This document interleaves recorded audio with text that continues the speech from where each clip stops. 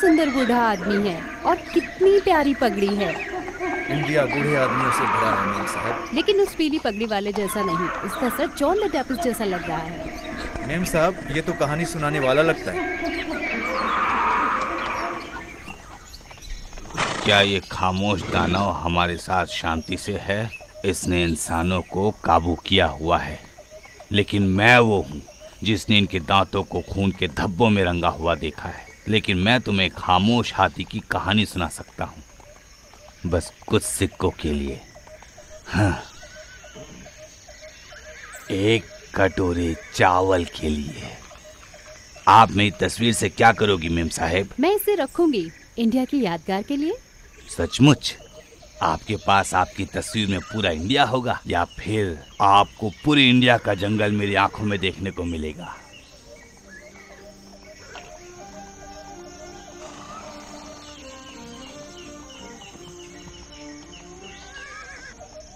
शुरुआत में आपको बस खामोशी से इसके बारे में सोचना है, ताकि खामोशी सुन सके।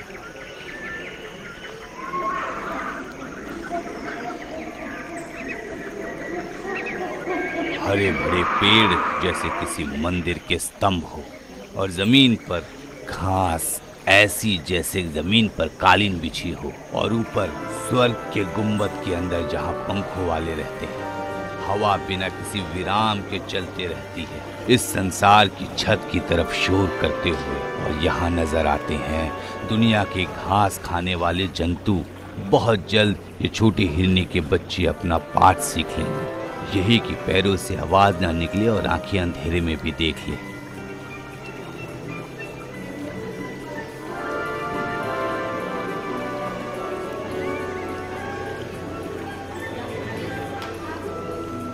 एक तेंदुए की ताकत है उसका पंजा, उसका जबड़ा और नुकीले दांत। वो भूख के लिए शिकार करता है, लेकिन वो कभी सिर्फ जान लेने की खातिर शिकार नहीं करता। इंसान नियम को तोड़ सकते हैं, लेकिन जंगल के साथ ही कभी नहीं।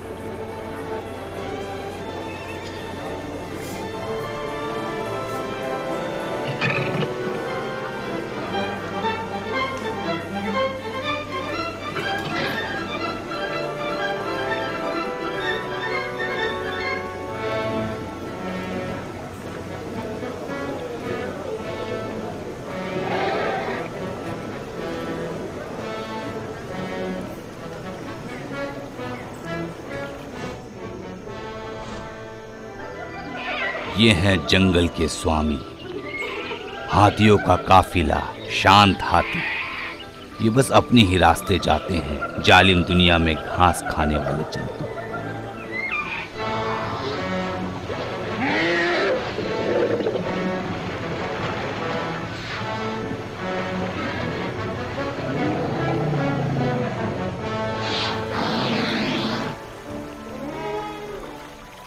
ये है भेड़िए, जंगल के असली शिकारी। और हंसमैन की तरह ये अपने झुंड में चिपके रहते हैं और हमेशा अपने शिकार के ताक में रहते हैं।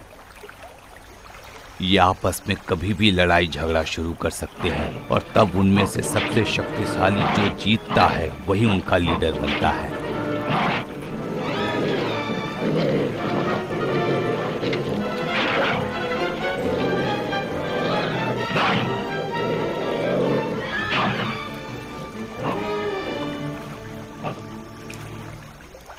अभी तक जंगल के साथी कहते हैं कि उनमें से सबसे बुद्धिमान है बल्लू।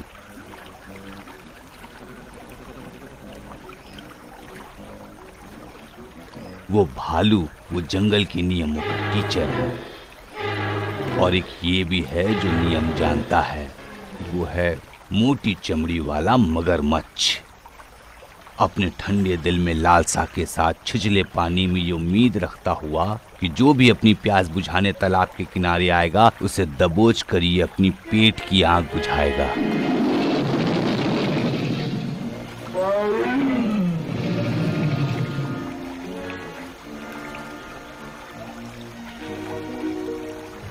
और जंगल के लेजेंड्स में काला राजकुमार भी है। अपने पंजे, जबड़े और नुकीले दांतों के दम पर हुकूमत करने वालों में सबसे चालाक, भैंस की तरह बहादुर और घायल हाथी की तरह घातक। ऐसी कोमल वाणी जैसे पेड़ से जंगली शहद टपक रहा हो, बेलगाम, आजाद और निडर। यह है बघीरा, एक काला तेंदुआ। और अब ये रहा मेरी कहानी का विलन, एक शिकारी, एक आदमखोर, एक हत्यारा जिसने जंगल की प्रजातियों में सबसे पहले हत्या की शुरुआत की, शेर खान। ऐसा कहा जाता है कि उसके पहले शिकार में जब उसने बेचारे एबिल से छल किया, जब वो अपने गुनाह के स्थल से भाग गया, तब पेड़ों और लताओं ने उसे अपनी शाखाओं से कूड़े बरसाए और उसके शरीर में लताओं के निशानों की धारियां मरी। ये हिंसा का स्वामी जंगली शिकारियों में एक तरफा राज करता है। ये है तबाकी, एक सियार। और ये है लकड़बग्घा, शिकारी उस्तादों के भोजन से बचे हुए अवशेषों से अपनी भूख मिटाने वाला।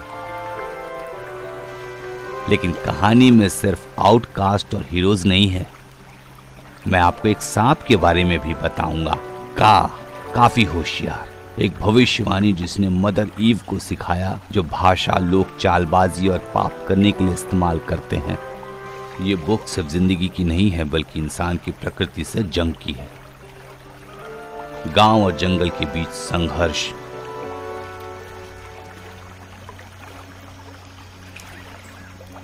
जंगली पेड़ों और लताओं की छांव के नीचे एक बर्बाद शहर जिसे समय के साथ भुला दिया गया।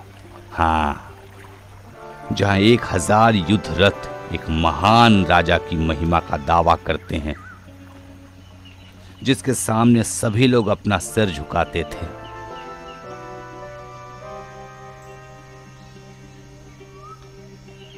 यहां अब कुछ नहीं बचा सिवाय जंगली जानवरों के बसेरे के। लेकिन महाराजा का क्या हुआ? वो युद्ध में हार गया। ये भी जंगल की एक विचित्र प्रजाति है, वानर साथी।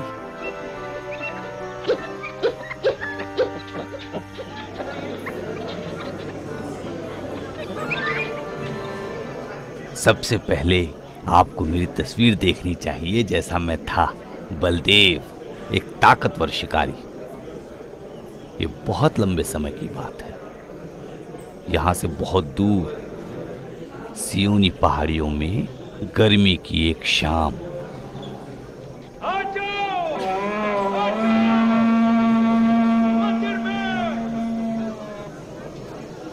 दोबारा कुछ काम होगा ये बलदेव मास्टर। ये मूर्ख सारा दिन भाषण देगा। आओ दुर्गा, जरा उसकी सुनते हैं।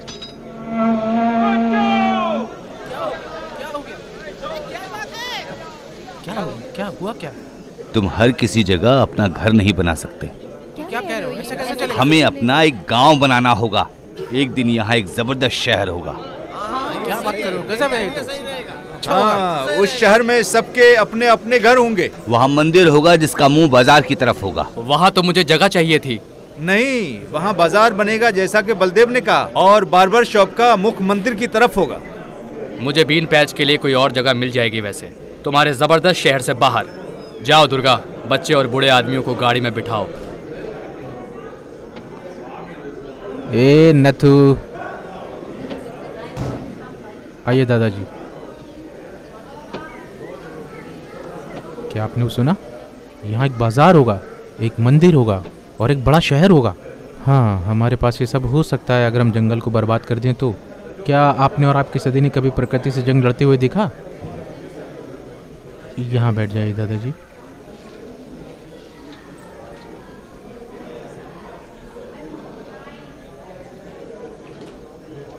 तुम यहाँ बैठो नथु।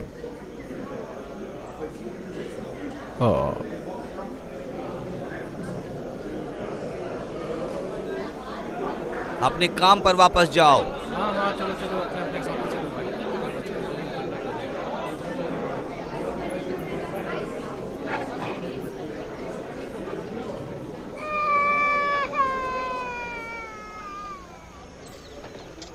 नथु, कहाँ गया मेरा बच्चा?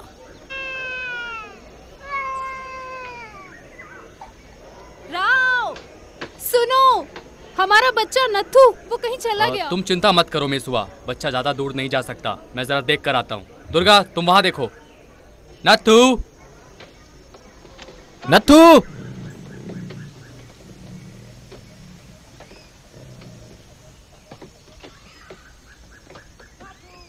नथु, नथु,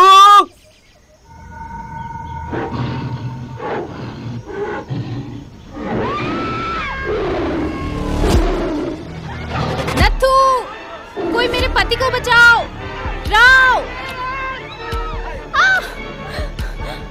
राव, मेरे पति, बचाओ उन्हें, कोई तो बचाओ।